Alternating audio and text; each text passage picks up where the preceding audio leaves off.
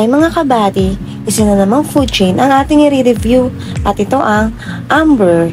Tara, silipin natin kung ano mga laman nito.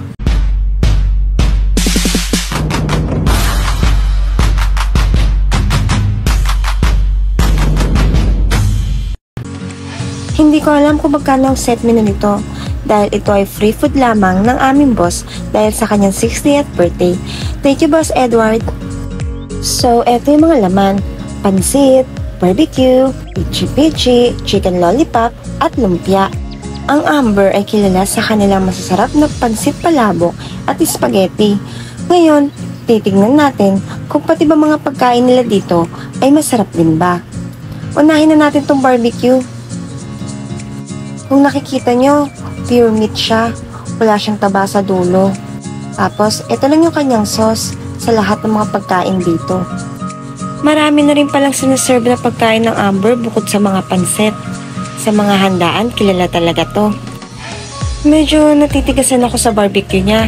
Ewan ko, baka kasi dahil malamig na siya. Yung lasa niya, hindi naman masyadong matamis, hindi rin maalat. Ayos lang naman din.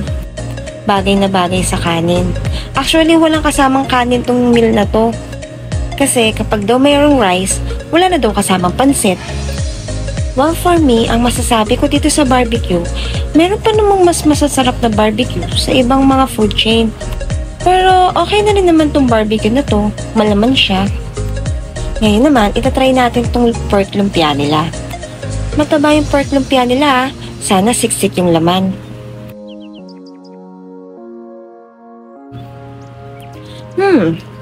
In fairness ha, marami siyang laman.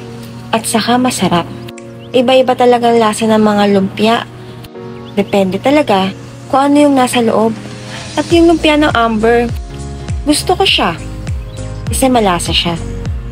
Saka ang maganda dito, siksik talaga yung laman niya sa loob.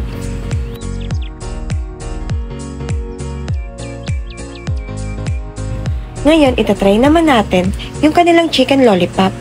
Tingin ko mas masarap to kung garlic mayo yung kanyang sausawan kesa dito sa sweet and sour sauce.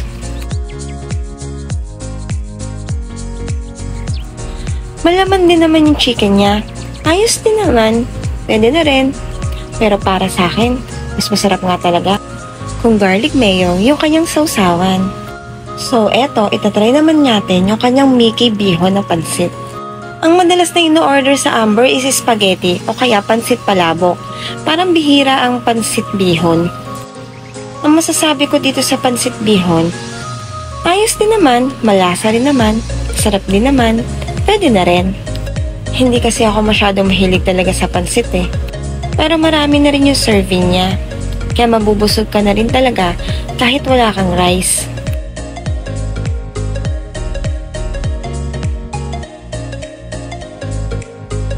Ngayon naman, itatry ko yung kanilang pichi-pichi with cheese. Isa rin to sa mga bestseller dito sa Amber. Pero sa totoo lang, hindi na ganun karami yung cheese niya, hindi katulad dati. Ayan no, kung mapapansin nyo, diba, konti na lang. Bakit kaya? Amber, paki-explain naman. Masarap pa naman yung pichi-pichi, no? So, since na-review ko naman lahat ng pagkain na naan dito, ang masasabi ko lang, perfect na perfect to sa mga handaan tulad ng birthdays at iba pang occasion. Marami rin silang branch kaya hindi kayo mahihirapan kung gusto nyo umorder. So, paano? Itutuloy ko na yung pagkain ko at salamat sa panonood ng aking vlog. Paalam!